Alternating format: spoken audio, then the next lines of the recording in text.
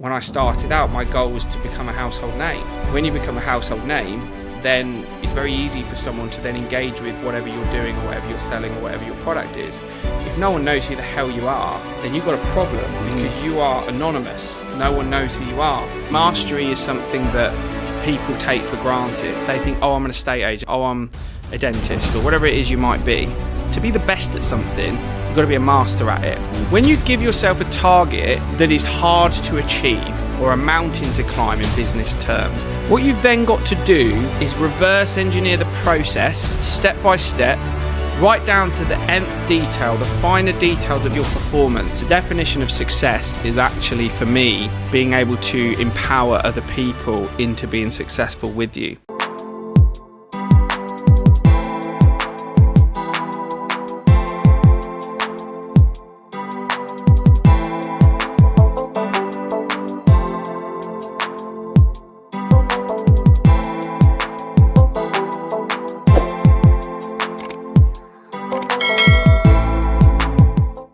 Hello and welcome to another episode of the Need to Succeed podcast. And like I always say, this podcast is all about having incredible conversations with phenomenal entrepreneurs and just really understanding what is the difference, between people who have success and others who may not have gone through and had the success that they want. Because oftentimes what happens is two people can go through the exact same situation. One person decides because of that situation, they're going to go on to have incredible success. And another person decides because of that same situation, they can no longer achieve the things that they wanted to achieve. Exactly the same situation, two different outcomes. What is the difference in these two mindsets? That is exactly what we look to uncover on the Need to Succeed podcast. And today, if I'm honest, I don't even think he needs an introduction. We have got an absolutely incredible guest. He is the founder of Tyron Ash Real Estate. I think I might have given away the guest there already. Right? He runs the UK's leading luxury real estate agency. And you may have seen him on Mega Mansions on Channel 4. Ladies and gentlemen, please join me in welcoming Mr. Tyron Ash. Thank you. That was quite an introduction. I have to say I'm very, very flattered. And thank you for having me on. I think, the podcast is something I know that, when you're explaining about people's journeys and kind of really the differences in their decisions and what it really takes for somebody to succeed, I thought what better subject to thrash out with you than that one. Thank you so much. And I appreciate you sort of, taking that on as well, because sometimes when we're trying to reach out to people to come onto the podcast, you look at people, you look at the profiles, and you're thinking, this is going to be a bit of a difficult one, but, you were really gracious, you were... You know what, let's make it happen. So, just wanted to say to you live on air that I really, really appreciate that. So thank you so much. No problem at all. Brilliant stuff. So let's get this started. Yeah, let's get now, stuck in. We have got a tradition on the podcast, yeah. Right? Now, the very first question is, what does success actually mean to you? Yeah, I think that is an exceptional question to start on, because success, for me, the actual vision of success has changed as I've got older and as I've got more experienced in business. The definition of success when I started was extremely simple. I wanted a supercar. That was it. So it was very, very black and white. Even when I was a sales negotiator in a high street estate agency, I had a picture of a Lamborghini on my desk. Wow. Even at 21, 22. I've always wanted one since I can even remember. And weirdly, as I built enough success to be able to get one, I realised that actually, as much as it fulfilled my heart that I got it and I was super, super happy, that wasn't the definition of success. The definition of success is actually, for me, being able to empower other people into being successful with you. And that means that you've got to bring such a high level of value that when people are around you and they learn from you and they feed off your energy and they feed off your direction, you can actually help them build something far greater than if they were to do it themselves. And in turn, that will bring you your own success and your own growth, but you actually give people the key to unlock that door that they potentially wouldn't have had before. That is what my definition of success is at the moment. Wow, I love that. And to be honest with you, it's something that some people might listen to and say, yeah, obviously you can say that because now you've made all this money, but you know what I mean? Like, Well, you can say it now. You got a Lamborghini. Yeah, you got a Lambo now. Yeah, of course it is, but yeah, but I can resonate with that. I can resonate with that because, and even if every single individual looked at their individual lives, it's like, okay, cool. Yeah. When are you happier? Are you happier most when someone gives you something, or when you give something to someone? Absolutely, right? Yeah. It's something as simple as that. Or if you look at, these teachers, when they're educating kids, like, these people are not getting paid a lot of money. Well, they're not doing it for the money, are They're not doing it for the money, are they? Yeah. So it's like when you're giving just naturally, but we all kind of go through life thinking, is that money? And when you get that money, you kind of realize, well, actually, there's got to be more. Yeah, I think that that's the thing is that, like, for me, you've got to, it's a fine line because you have to attach your success and your performance to something. So, for example, it's not a bad thing attaching your success to the fact you want to buy a supercar or you want to buy a 20 grand watch or whatever it might be. You might want to, I don't know, take your missus and kids away on a £20,000 holiday. I don't know, whatever it might be, but you've got to give yourself a target, because what happens is when you give yourself a target that is hard to achieve or a mountain to climb in business terms, what you've then got to do is reverse engineer the process step by step, right down to the nth detail, the finer details of your performance. For example, how many outbound calls might you need to make? How many conversions do you need to make out of those calls in order to hit X amount of residual income to then pay for whatever that target is? So by attaching it to a physical target like a car, it's actually an extremely healthy thing to do. It's not because you only care about cars. It's because, weirdly, when you try and buy a 250 grand car, what happens is you can't buy one when you've earned 250 grand because they know that you can only pay for one of them.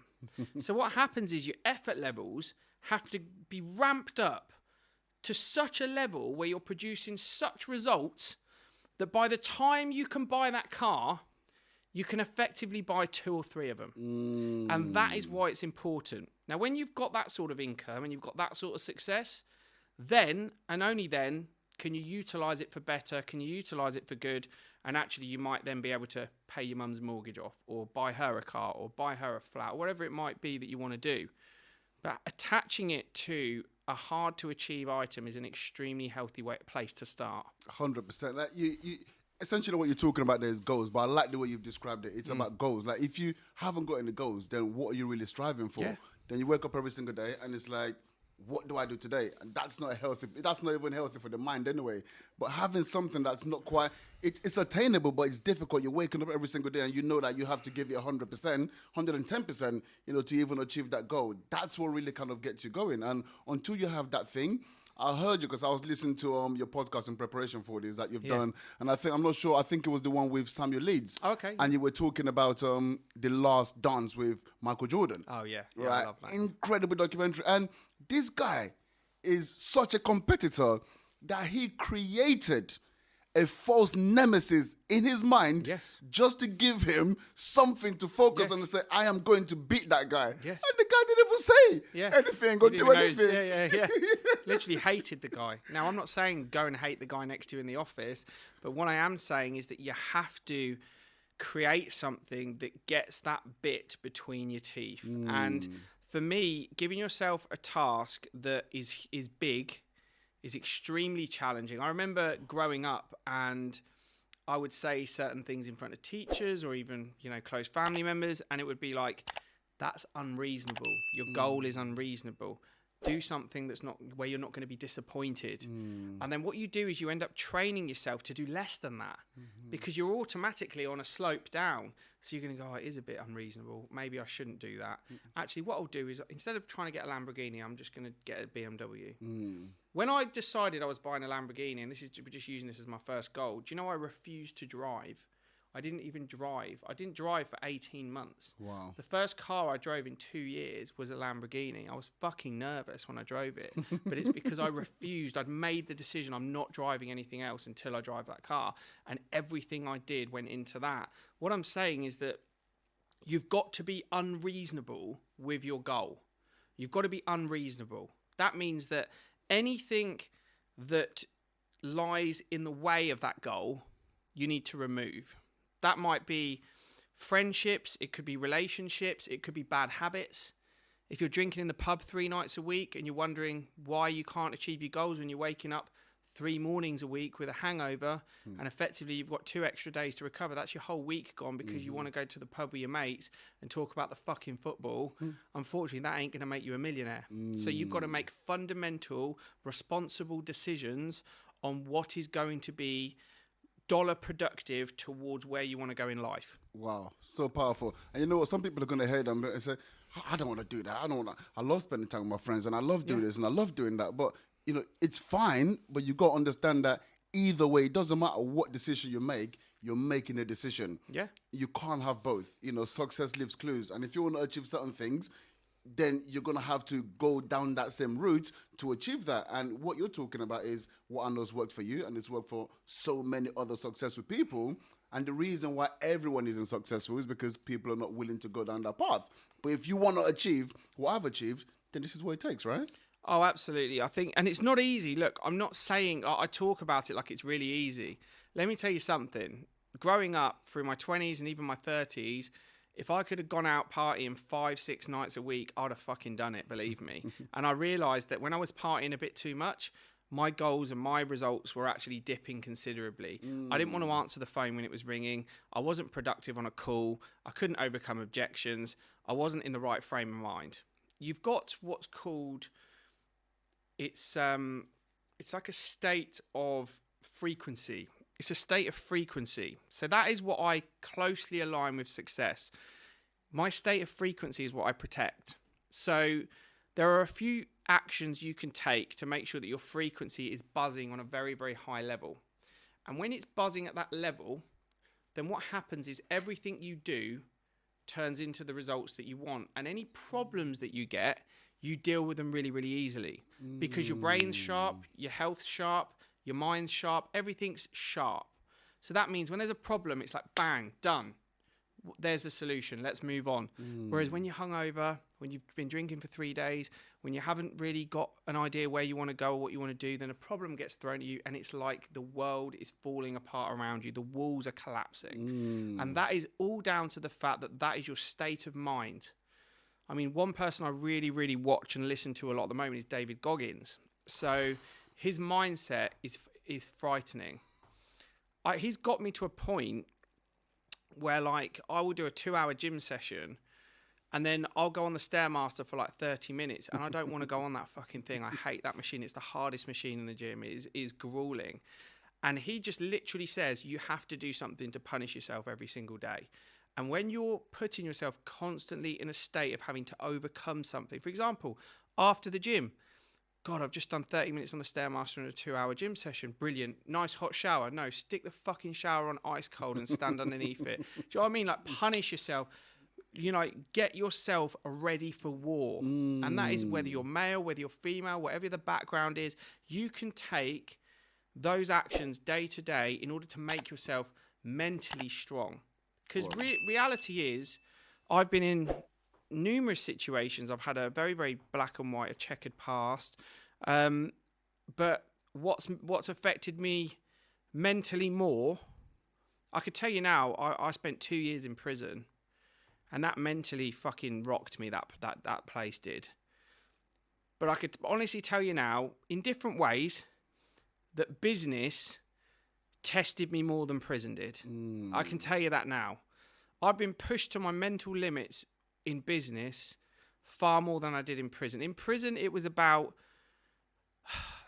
not wanting to fucking string yourself up. That was basically it. Get through the day, stay positive, don't fucking kill yourself. Wow. That was basically it. Now, I'm not saying I ever got to that, but there were people I saw that did. Yeah.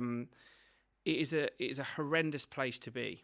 And I tell you what, it's an even worse place to be if you don't know what you're doing when you get out. Because you know there are people in there that one of the most gut wrenching facts that I learned. I remember I spoke to this guy, and he I had this job. It was called an orderly, right? I had a job in there which was an orderly. So what it was there was a block. Now the block is basically the prison within the prison. So whenever there's a fight or a stabbing or something's gone on, they get effectively arrested in prison and then they get put into this tighter prison, right? Yeah, it all goes on there, right? So I was the orderly in the block. Now, it was probably one of the best jobs you could have because, frankly, there was always something going on, so you could kind of watch it. But secondly, you got a lot of food because a lot of the time they'd be on like hunger strikes, or there'd be like, different things going on. And anyway, there was always just leftover food. So in prison, getting food is pretty fucking good. Spoke to this one guy, and he was getting released the next day, and he had these kind of like really disfigured legs. So he was on crutches and he was dragging his feet around. But they looked very burnt, like they looked scarred and burnt and everything. And I said to him, like, I speak to him, this Scottish guy, he's a bit rough looking, like rough around the edges, hair was a bit, greasy and all that. And I said, if you don't mind me asking, like, what happened to your legs?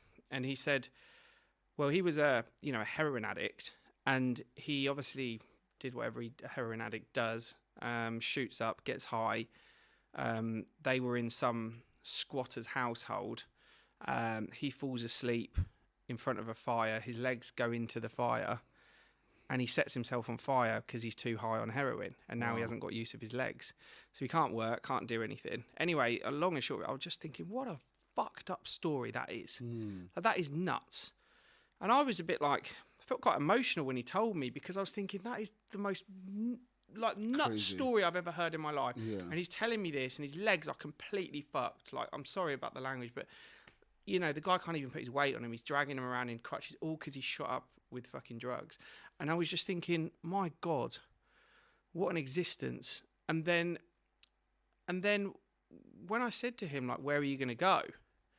And he said he doesn't know. He's homeless. And, they give you, I think, about 65 quid in your pocket when you leave prison to go and get your bus fare and get a meal and then maybe a hotel room for the night or whatever it is. And he said, to be honest, my life's better in prison. I get clothes, I get 3 square meals a day, and I get a bed to sleep in. Wow. And I thought, that is the epitome of hell, that if that is your existence. And that thought, when I had that conversation with that guy, scared me a lot, because you get into your little routine in there, and then what you realise is that life is a very, very scary place for people. Existing in certain scenarios, in certain communities, with no money, with no opportunity, people who've gone down a road of drugs, of crime, there isn't a way out for a lot of people. And that scared me the most out of that whole experience. But weirdly, the tests I've had in business have been tests very, very different, because what you're dealing with is all of the business brings out the worst in people. Weirdly, it can bring out the best in someone, and everyone loves the honeymoon story, the rags to riches, the person who's gone from nowhere to get to somewhere. Everyone loves that story.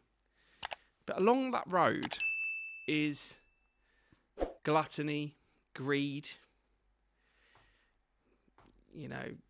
horrible traits that come out of people. Wow. And when you deal with these people, they don't come out into your face. They come out behind the scenes. They come out in actions. They come out in different ways where you'll never be prepared for it. But what you will be is equipped to deal with it. Over time. And that comes with the character, the resilience, the tools you learn to be able to deal with these things. And weirdly, my experience in prison, I would never recommend someone to do that to gain life experience. Please don't, for the love of God, speak to me first. But weirdly, that brought me it brought me a life experience where I thought I was invincible. I thought I was invincible, and I very quickly realized I'm not. And I very quickly realized that if I don't channel this aggression, this energy that's been spilling out of me in the wrong ways for the last 10 years, something very bad's going to happen. It might not be prison next time. It might be something worse. And when you go through something like that, then you realize just how serious life actually is and how difficult it is. And you've got to have a plan. You must have a plan. Wow. Let's try and unpack a little bit, because you've kind of given it a lot about, yourself in that. But I want to understand how you came to become, because there's a lot that you're speaking about resilience, and the difficulty, and you actually get into prison. But what gets someone, because, you sat in front of me, you're very, very good looking guy. You look amazing. You look like $1 million. You've got an incredible business, right? But yeah, all of these experiences, I imagine, would have actually shaped you. So let's just take it back a little bit. Who were you in school? In school, I was a troubled teenager, because school was a time that I didn't enjoy, because I was one of 2 Asian kids in a 400-person school in a very English white area. Mm-hmm. I'll tell you now, anyone that knows me, I don't ever play the race card. You will never hear me ever even bring What up. area was that? In Milton Keynes, right? Keynes, okay. And I got bullied a lot. I was 6'2" and built like a lamppost, so I was literally prime target. I was getting egged at the school gates. I was getting started on by the older kids. I'd have to fight pretty much three days a week. And weirdly, I grew up with the nicest, kindest, loving personality, but I would just get picked on. And it got to a point where I remember asking my dad to put up a punch bag in my garage, because I knew I was going to fight the next day in school. And I didn't have any friends. Even the friends that I had, they didn't stick up for me. They weren't hard friends. They were just friends. They were just nice lads, and they didn't want any trouble. They were just going to school. Do you know what I mean? And I'm going, oh, you're not sticking up for me. And I was arguing with them because they weren't sticking up. But what are they going to do? Do you know what I mean? What are they going to do? Fucking 12, 13, 14 years old. So I started learning to box, started learning to defend myself, and just getting into fights. And then what happened was this anger. I was very clever. I speak well. I don't put this on. I've always spoke like this. I loved English language. I loved English literature. I got A's in both. I loved reading. I love expressing myself through vocabulary and language. I think that your language is actually the most powerful tool you have, and that's why I aligned very, very closely with sales, with relationship building, with closing, because I believe that is my strongest strength. I believe that I can deliver, a pitch or a story or whatever it might be, due to my ability in the English language, and I think that's a skill in itself. So anyway, I went through school basically having to fight my way through it, and eventually I got angrier and angrier and angrier, and weirdly the only way I ever got respect was by throwing my weight around, was beating people up. So I started going to the gym, I started getting more muscular, I started hitting the bags, I started going to boxing clubs, I started doing kickboxing, and that was the only way I could get respect, was people had to fear me. How did you view respect? That people would stop fucking picking on me. It was just nuts. It was like, I wasn't ever what I wanted. I would have, if I never got picked on, who knows what I'd have been doing now. Wow. So I played football, I loved doing all that sort of stuff, but I went into my 20s very, very angry. I hated life. I hated the fact that I had to go into a nightclub and look for a fight instead of maybe trying to chat up a girl. It was just weird. Well, that's an interesting. That's interesting, because when you're in the club and you're at that age, especially when you start throwing your weight around, now you're obviously more popular. People know they can't really mess with you. It's interesting because now you just go in there like, I'm the guy. But at that point, are you saying like you were actually conscious of, this isn't really who I am at the core? Yeah. I used to hate it. I lived a lie for a long time because it was the only way that I could get people to leave me alone. It was the only way. It was all like, he can handle himself, and I'm not saying I was the hardest person in the world, but I could handle myself. Yeah. And, I had to prove it on many occasions. And, it was never me. But weirdly, one of the things that, I always loved business and I always loved making money, and I could never channel it in the right way. And of course, you can see where this is going. Prison, money. Yeah. It's like, how do you channel this wannabe, and I use the word wannabe, a wannabe hard man in his area and making money, you land at drug dealing every single fucking time, don't you? And that was what happened. And, you know, and that's where all the trouble started. But, you know, that led me through a journey that was going to teach me some massive lessons. Because I remember even when I was in my last few weeks of prison and I was playing football, and I got punched by someone on the football field for just getting a bit physical with him, and he clocked me straight around. Luckily, I don't know how I was still standing, to be honest. It was a cheap shot and I was seeing stars. Blood pouring out my mouth. The officer who was the referee did absolutely nothing. I think he wanted to see me react so he could react to something or whatever. And of course, after the game, everyone, you know what it's like, and it's like high school in there, you know, everyone's like, oh, you've got to do him, you've got to do this, you've got to do that. And I was like, and then one guy is like an older guy, I can't remember who it was now, he pulls me over for like a walk. He says, look, just calm yourself down, you know, you're out in 4 weeks. So he's walking me around the yard. It was decats, you were allowed to walk outside. And he says, look, Ty, he goes, I know how you're feeling, you want to go and fucking teach him a lesson and all this sort of stuff. He goes, but you're out in 4 weeks, this guy's a lifer. He's in for stabbing his, you know, the guy who, you know, slept with his ex-bird 17 times. You know, are you going to go to that level? Because this guy don't give a fuck. He'll do it. Do you know what I mean? And I thought, absolutely not. I'm not going to go to that level. So the place wasn't a big place. I'm walking past this guy like 3-4 times a day. And I just, it just humbled me very, very quickly. Very, very quickly. Why? What do you mean? Because I realised I couldn't do it. I didn't want that life. You know, you choose that life. For that split second, I might have felt good. I probably would have been able to beat him up or something. For what? Because he's cheap shotted me on a football field and he's got nothing to lose. And I've got my whole life to lose. And you realise the frustration in you was this. I could only describe it as like, if you've ever read that book, The Chimp Paradox, if anyone's ever read it, I'd strongly recommend reading it. But that, you know, there's like everyone's got this like chimp in a cage that's inside you, and this fucker was banging the cage like, let me out. Do you know what I mean? And I was just like, and I had to learn to control. And that was that little fucker was the person that had been sending me over the edge for the last 10 years of just getting into trouble, doing the wrong things, being aggressive, fighting, doing stupid shit with my time that was not productive. When the reality was, I was actually a nice guy who had a lot of ability, loved the English language, could sell, was always the top seller in all the estate agencies I was in, was breaking records left, right and centre. So I had this angel on one shoulder and a devil on another shoulder for my whole life. And that was the day I think I really had to fucking kick that little devil off my shoulder. And he was done, because I realised I'm not cut out for that, and I never will be. And it was the most humbling experience for me.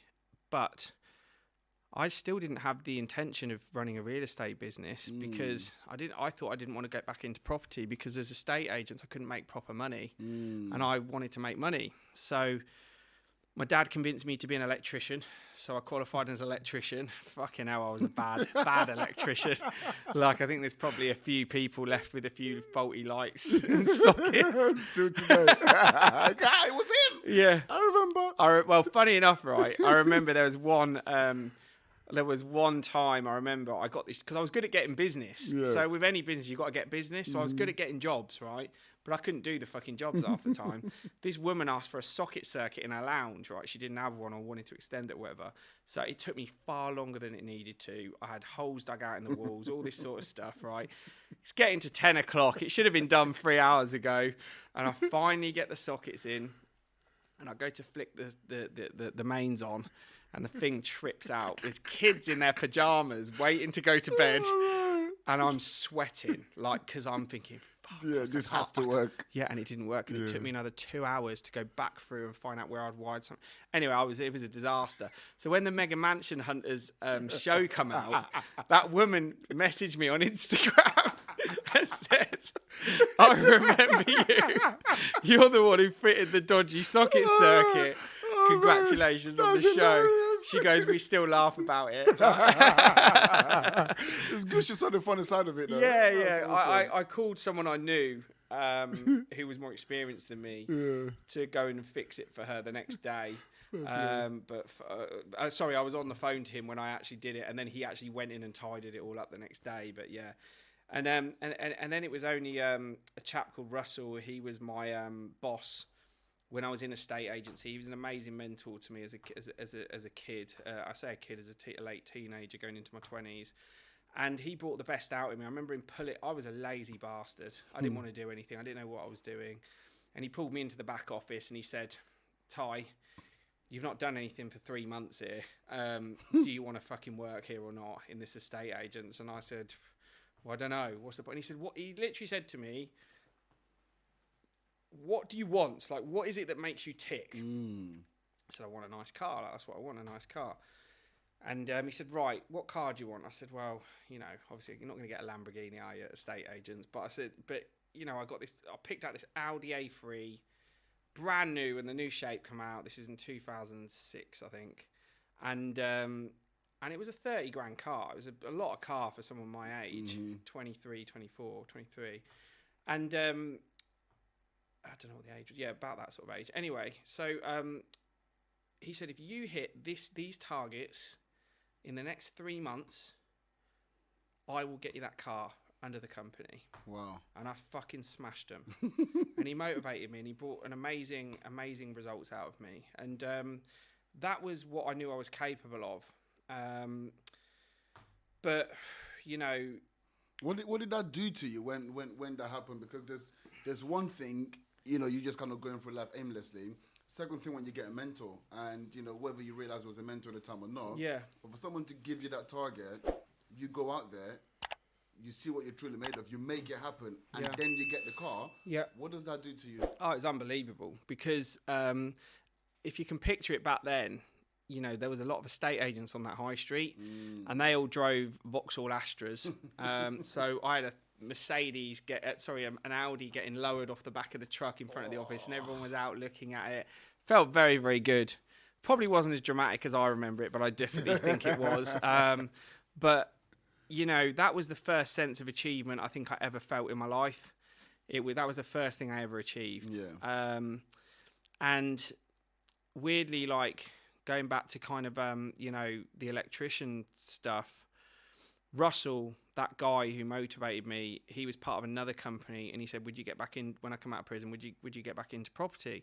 And I said, no, there's not enough money in it. And he said, well, there's a company who's, they've got a failing office in North London, but it's an extremely lucrative area. Why don't you try it out? And he picked me up, drove me down there, and we drove around the houses, and I've never seen houses this big in my life. Never. They're massive, huge, like 3-4 million pound houses, like 7,000, 8,000, 10,000 square foot houses, like crazy houses. In London? North London. So but there's no space in London. Oh, there's more in the certain boroughs there is, yeah. And you got to pay for it though. But I just said, yeah. I had all these electrical jobs that I couldn't do on, and I just said, I'll start Monday. And I sold my van. This was on a Monday. I said, I'll start next Monday. I sold my van, went to an auction on Thursday, picked up like a 5 grand Mercedes that looked half decent, and I was door knocking on Monday, and I was prospecting, and I never looked back from then, because I thought I haven't got a plan B. Yeah. And that was it. And that was where my love really grew for luxury real estate. But of course that became a rabbit hole in itself, because what happens when you love an industry or a job or whatever it is that your direction in life is, one thing you've got to associate extremely closely with that is mastery. So mastery is something that people take for granted. They think, oh, I'm an estate agent, oh, I'm a real estate agent, oh, I'm a dentist, or whatever it is you might be.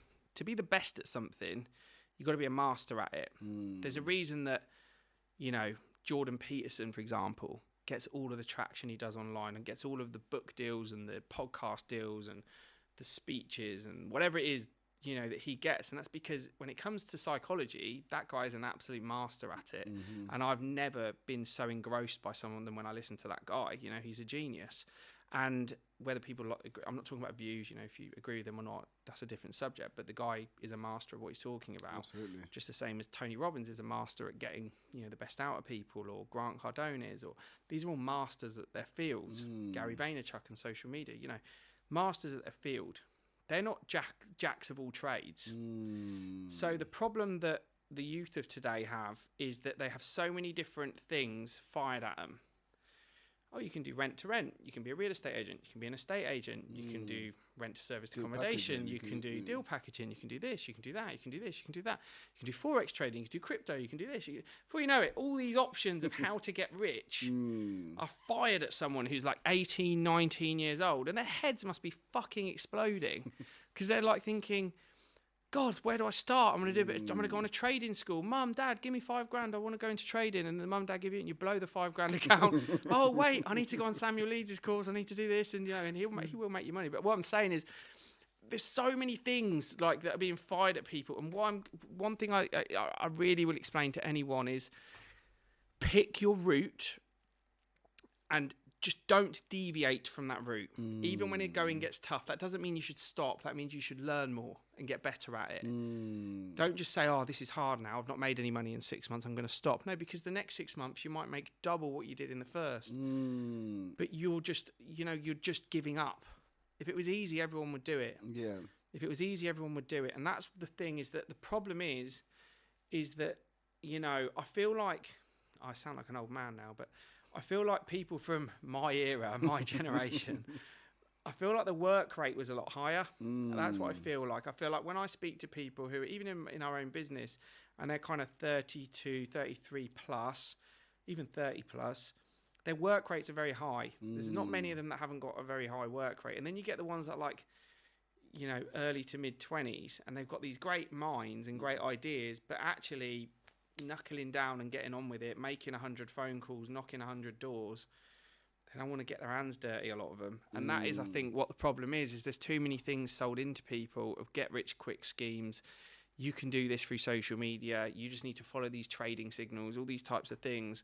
And everyone thinks there's a shortcut to the top, and there fucking ain't. There isn't, is there? It's hard work. Yeah. You got to take the stairs. There's no lift. I think it's a massive issue because it's just a culture anyway, generally, of just, short attention span. So, it is. For you to, grow on TikTok, you're looking about, 7 seconds, 15 seconds, whatever it might be, same as Instagram. And just generally, once again, there's all of these different ideas being sold in snippets. Yeah. So it's like service accommodation. You want to do this, you can make $5,000 a month, bang. That's like a 5-second video. Yeah. And then drop shipping, 5-second, bam. So all of a sudden you're thinking, oh, it is possible, but you don't really understand what's behind that. So when you try it, you then face that resistance. All of a sudden, oh, there's some resistance. But there's this other one. Maybe that one's going to be easier. They said it's easy, so let me go and try that one. But you're also going to get resistance there. But if you I think Alexa Moses speaks about this. If you just focus on one thing for a long enough period of time and you try to become a master at that, it is unreasonable that you will not become better than the average person, which means you can actually make a lot of money doing it. Because the average person is less than average. Absolutely. I think that, for me, you've got to focus. It's like, a golfer, wanting to perfect a swing. They swing the club thousands and thousands and thousands of times until they perfect the swing. If they just did 5 swings and then went, oh, I'm going to try tennis now, they're never going to become great at golf. Like, they've got to keep doing it. It's like with a footballer, they've got to be on the training ground every single day, work their drills, work their speed, work their accuracy, whatever it is they've got to do until they become the best at it. It's the same in anything you do. So business is no different, but you're not on a physical training field. Your brain is on the training field. You've got to educate and train your brain to the point where, like, for example, if you threw me a question of quantum physics, I know absolutely nothing about it, so I can't answer your question, which means I can't help you. Well, we've got one coming up later on. Throw me a question about how to maximize the vendor's value on their property when selling it, and I could give you an hour and a half presentation without even reading a note. That's mastery. That's the difference. And that has not happened overnight. That's happened in me learning, implementing. There's a cycle that continues. Absolutely. And you've got to work on that cycle until eventually it becomes second nature to you. So how do you go from someone who's just been, dragged in when they're going, hey, mate, actually, do you want to give this a go again, just see what you can do, to, now becoming like a household name, your own brand, your own name? Like, how does that happen? Yeah, I think what people need to understand is that there is a pattern of how you reach and engage attention, and if you haven't got something of value on the end of that, then there's a problem. So what you've got to have is, first of all, a product or a service that people are going to want to use or do. So for me, it's selling your property. Well, actually, there's two. We've got one hand is, do you want to list your property with Tyron Ash Real Estate and get it sold for maximum market value? Then there's going to be content and processes and social media posts and all that to attach to appeal to someone like that. Then you've got people who potentially want to become a real estate agent.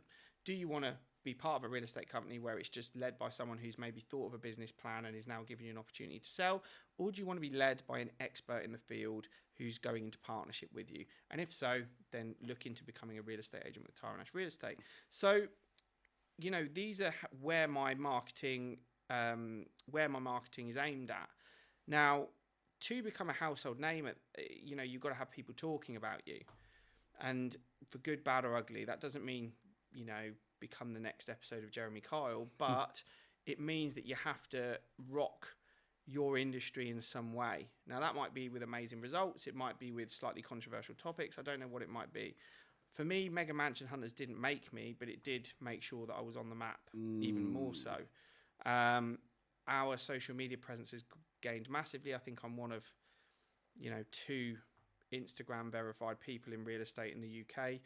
There's a couple of people who've been on TV things who've crossed over, but purely for real estate, it's me and maybe one other. Wow. And, that is an achievement I'm very, very proud of, and rightfully so. It should have happened a while ago. And that's because I know I'm an expert in my field. And I know that, I think we were speaking earlier, and people were saying, we were talking about goals. What were my goals as a business? Well, when I started out, my goal was to become a household name. When you become a household name, then it's very easy for someone to then engage with whatever you're doing or whatever you're selling or whatever your product is. If no one knows who the hell you are, then you've got a problem, because you are anonymous. No one knows who you are. So you might be the world's best real estate agent, but no one knows who you are. So they're not going to do business with you. Just whereas someone who's got maybe 60, 70% of your ability, but is marketed to the nth degree that everyone knows who they are, they're going to get more business than you, and they're going to do more business than you. Wow. So if Mega Mansions didn't launch you, what did? Social media as a whole, I mean, we drilled down on every single platform and made sure that the content was engaging. I think LinkedIn is an underrated tool. I think people should use LinkedIn more and get content out on that more. And then drive traffic to your different platforms. So I pull a lot of my LinkedIn audience over to Instagram. I pull a lot of my TikTok audience over into Instagram as well, because I believe that Instagram is my kind of real strength. But for me, it's all about, making sure that you are putting regular, useful content. The best kind of roadmap I could give anyone is there needs to be 3 areas that you attack with social media. There needs to be your lifestyle side, so people need to see the person you are. I know it sounds silly, but everyone's got that kind of nosy, voyeuristic side to them. They need to see who they're dealing with. What kind of clothes does he wear? What kind of restaurants does he eat at? What's he like? Yeah. Then you've got the middle ground, which is your knowledge, your credibility, I call it, the credibility column on your social media. That is where you demonstrate knowledge of your product, service, or industry, whether that's the buyer, the consumer, the seller, whatever it might be. You've got to demonstrate knowledge of that product and useful knowledge. Quick Instagram reels or TikTok videos that grab attention and start grabbing your niche market, or it could be a wide market, who knows. Then you've got the actual product or service. So if it's properties that we're selling, then it's the really catchy and engaging property videos. That might be the walkthrough tours, the TikTok walkthroughs. It might be the detailed video tours. It might be all of these different things, but that will be in the 3rd section. And what happens is the combination of those 3 areas will grab and hold your audience as long as it's done regularly on a daily basis, and then it will get people to gain and build trust with you as a personal brand face of the business, a product, a service, credibility, all of that, the boxes get ticked. And what will happen is people will start messaging you. It might just be for a chat, might just be about a podcast, might just be that they want to sell the house with you. And, you know, that is what social media is about, and that is what personal brand is about. People are very lazy with it. Everyone says, I want to be an influencer or whatever it is. But let me tell you, these influencers, they put in work. They do. They take it very, very seriously. Yeah, absolutely. I don't know if you saw the level of intensity then, but I was just zoned in there. It's almost like you were giving me a personal masterclass. Right? So I'm just, you know, taking all of that in. But Amazing. Yeah, that's really, really incredible, you know, because I've seen all of that kind of playing out on your social media, and clearly, you know, it's allowed you to, you know, to get to where you've gotten to today. But at the same time, like, I heard you once again, I've done my research, you know, you launched your company at the back end of 2019. This is 2.5 years, 3 years. Like, there's people that have been doing this for 10, 20, 30 years. Like, how does that work? They've got social media. What's going on? Yeah, I think it's a good question. And actually, when I look back on it, I think, wow, like, you know, that is an amazing journey. I think one of the things is that one of the best sayings I ever heard was when I went on one of those Tony Robbins Unleash the Power Within conferences. And he basically said, if you want to take the island, you've got to burn the boats. Love that. So for anyone that doesn't understand that saying, it's pretty straightforward. If you want to take over that island, burn the boats, because then you know you haven't got a plan B. You can't, as soon as it gets hard, you can't run back to your boats and sail off. They're burnt, right? So you better take the island, because otherwise you're fucked. So, very eloquently put. Yeah. So that is the best way you should approach business. Don't give yourself an out. Don't give yourself a plan B. There should be plan A, and keep working at plan A until it works. And that's the way you do it. So for me, one of the things that I always had with me was that I had a fear, and it was a healthy fear, but it was a fear. It was a fear that I was very, very aware of my past. I was aware that, you know, if I was a small town businessman or a small town estate agent, it'd be very easy for the other local estate agent to slate me and go, oh, don't use him. He's got a bit of a dodgy past, or, you know, he went to prison or whatever it is. But if I build it to a level where I'm so good at it and we're so big that even if one person says something negative, it gets drowned out by all of the other noise, by the results, by the presence, the social media presence, the Instagram followers, the views, whatever it might be. Reviews, referrals. Referrals, results. You know, all these things were too big. The noise was too loud. So when everyone's writing, oh, this dickhead's been to prison in the comments, they go, yeah, we know about that. He's just said it on a TV show. It's like, you know, it's old news. Yeah. You know, people think they've got me. You know, and the reality is that, you know, anyone with what I quite like now with a lot of the high profile clients that I deal with and we deal with as the business is they know my story. They know the situation. I'm not sitting here ashamed of it. It's part of my journey, you know, and frankly, a lot of people find it quite endearing that I've actually turned it around. You know, I'm not here dealing drugs on the fucking side. Exactly. You know, I cocked up. Everyone cocks up. There's not one person listening to this podcast or any other fucking podcast for that matter is perfect. You've all done some stupid shit and you've all fucked up. Every single one of you. And yeah, some have been caught. Some haven't. Some have fucked their lives up. Some have fucked their families' lives up. Some have made mistakes. Some have done horrendous things. Some have done reasonably bad things. But everyone's fucked up at one level or another. And if anyone thinks that you can't turn your life around from making a mistake, you're absolutely mistaken. But this was the lesson I taught myself was, if you have made a mistake or you have got some making up to do, then you can't work as hard as the next person. You've got to work 10 times harder because you've got to create such a mountain of attention and results that it completely outweighs the wrongdoing. And that's a serious task, and not everyone's cut out for that. So that's why a lot of people fall back into the identity of their mistake or their crime or whatever it is they've done. And that's the biggest challenge. So I knew that I was, I wasn't fucking Pablo Escobar. Do you know what I mean? It was like, it was a mistake, right? I did things I shouldn't. But, I knew what my mistakes were, and I believe I'm as straight a shooter as they come. I don't even pay a parking ticket late. Do you know what I mean? I do not cross the law. I guess the thing is, like, what I'm asking is, because, I used to be an estate agent myself, not luxury, but an estate agent myself. And, I was working for, at the time, they were the largest, franchise in the UK. Yeah. So I know there's big companies out there, but even now, I'm still not seeing it from them. There's other people who are emulating what you're doing, but they're also independent. But until you started doing, the type of things that you do all over your social media, no one is doing this. But the point is, these guys have been around for decades. Like, why not?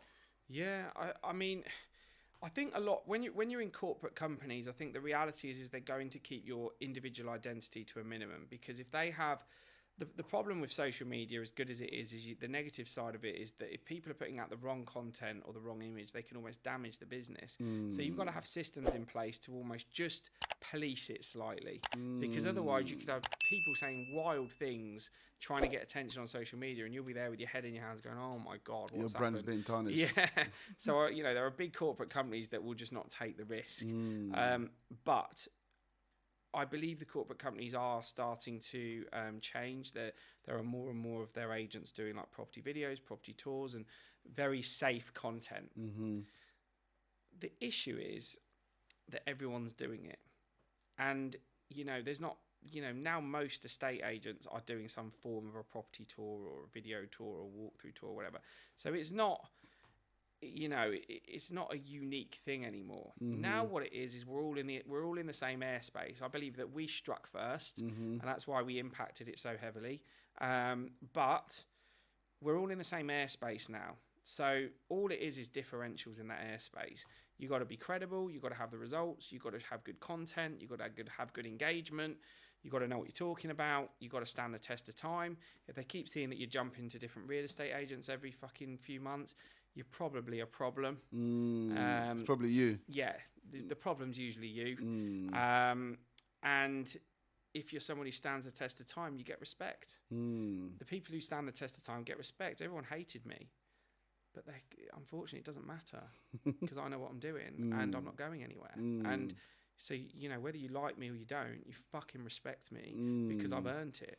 Wow. And that's it. And, I will look anyone in the industry square in the eye and demand that respect. And you've got to give it to me. Wow. You have not got a choice. I say men lie, women lie, numbers don't lie. That's it. Yeah. Exactly that. Exactly that. Absolutely. And that's you couldn't have put it more eloquently. Is that I've got a saying very similar in our business, and it's bullshit talks, results walk, and everyone has to stand by their results. Because when the presentations are up and the results are on the board, and all that hot air that people have been saying and doing comes to light, and the names, the numbers are nowhere to be seen, people wilt. Absolutely. So what's next for Tyron Ash? Yes, so next we're launching in Dubai. Maybe people have seen on social media. Very, very excited. We've got a huge recruitment drive for the UK and Dubai going on now. And we have got so many quality real estate professionals joining the business now, both experienced and obviously people from other industries with really, really good ability. And we're creating some amazing opportunities. So we've got a big drive on the recruitment side. Dubai, I think we could probably do 10 deals in our first month. Wow. We've already got them lined up. Like, we've been working in the background. We're not waiting for the grand opening and then shit we get to work. We've been working, and it's very, very exciting. So I'm going to be spending 3 months in Dubai, just making sure that gets up and running.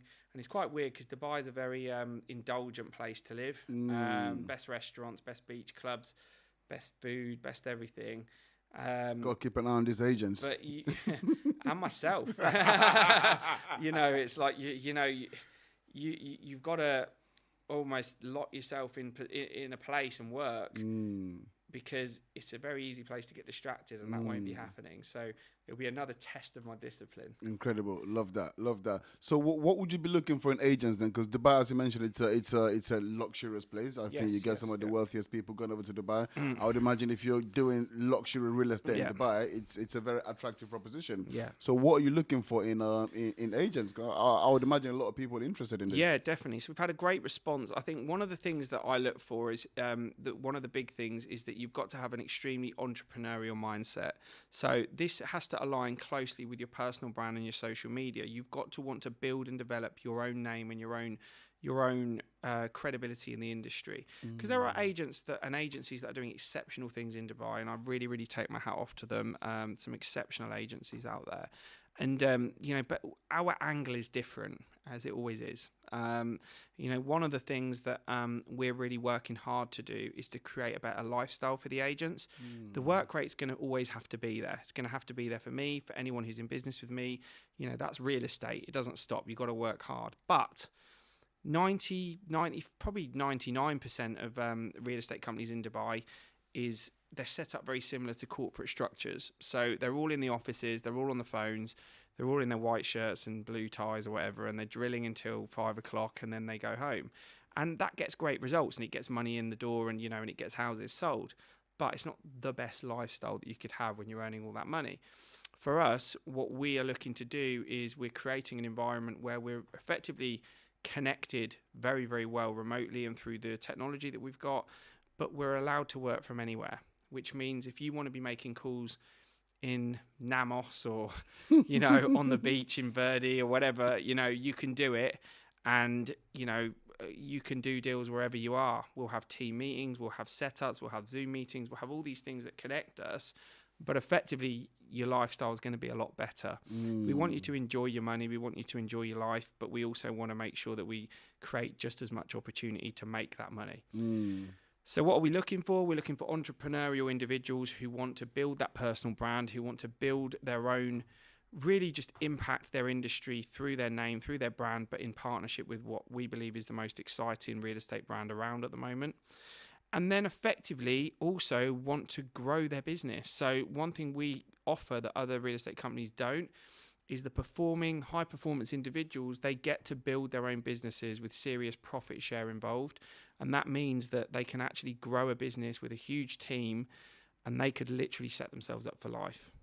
So you want to be a multi-millionaire, we're the place that you're going to do it. And that's what we're offering. And if that interests you, then get in touch, and we'll have a chat. Wow, that's really incredible and also powerful as well. I mean, it looks like you guys are going to Dubai to shake it up like you did the UK market. Yeah. But what is unique about that is actually normally companies do not want you to be popping your head above the parapet. They want you to just keep it up there. We don't want other people to see how good you are. We just want you to stay there. We don't want any superstars. We just want everyone to just be at this level where everyone just kind of content enough. But you guys are saying the complete opposite. You're trying to create superstars to really go out there and build their own brands. And I think the reality is what's happening is that there are many different real estate companies which offer different things. And we are just one derivative of that. And I believe that closely aligns with where I see personal brand, where I see luxury. I look at us like almost like a luxury fashion brand, but in real estate. The locations we're going to be opening is going to be like the bottom of a Louis Vuitton shop with all the destinations. That's going to be it. We're not looking to open in anything less than prime and super prime locations across Europe, across the Middle East, across these places, because we want people to enjoy the places they're living in, the cities they're living in, the lifestyle. And of course, that's going to closely align with building huge personal brands where effectively you've got to feel like if you ever leave Tyron Ash Real Estate, whether you like it or not, you are going to be taking a step down. And, that's what I believe. And people can talk themselves into otherwise, but I've not seen one case of anyone that's left our company that's proved me otherwise. That's powerful. And do you know what? It's really interesting because I can actually see your evolution. I think we were speaking before, and I was going, mate, I've been watching you from Yeah.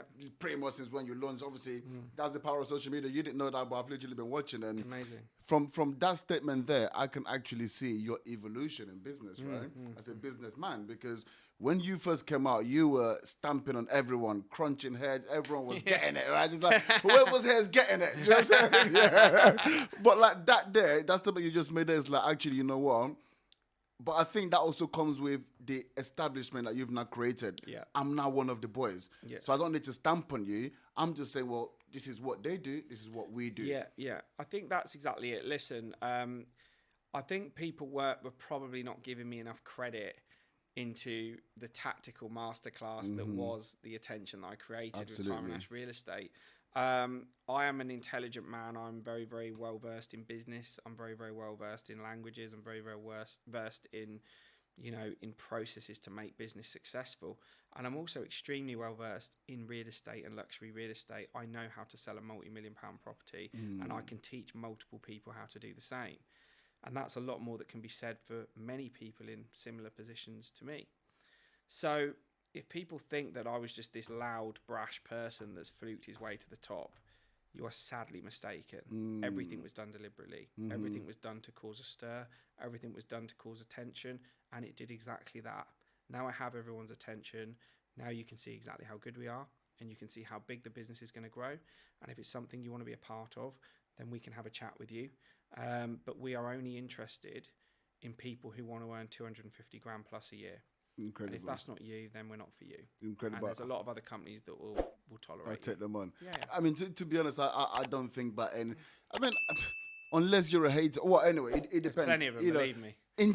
Any intelligent person, I was looking from afar, and it was clear, here's the strategy, and he is absolutely nailing it. He's killing it. So, where you've got to today, there's no way that's a fluke, and you deserve everything that you've got now and everything that's going to come in the future as well. So, thank you. Congratulations for everything. No, thank you. That's very kind. You're very welcome, my friend. So, look, just to wrap it up, we've got another tradition. So there's one at the start and there's one at the end. Yeah, fine. Because look, mate, to be honest, end of 2019 to very start of 2023, let's just call it 2 years, right? That's it's an incredible journey. And you've gone on to achieve a lot of things. You've now got the Lambo. You're not doing all these things. You're not helping. How many agents have you got? I think roughly 120 something. Roughly about 120. And at the very start, you kind of spoke about success means to you is actually about helping people go through that process. Yeah. So you've got the Lambo. You go over 120 people who you're literally not providing for the families, right? So it's incredible. So the final question is, with all of that being said, so today now, what is your need to succeed? That's a good question again. I should have saw that coming, really. The need to succeed is about finding out what my limit is. That's literally it. Because I have blown through the ceilings of what I thought my limits were. And now I'm actually physically looking to test how big and how brilliant we can actually make this. Weirdly, and we'll be announcing it soon, we've got a phenomenal head of operations coming in who's run multi-million-pound businesses. He's going to be fine-tuning us from the inside out.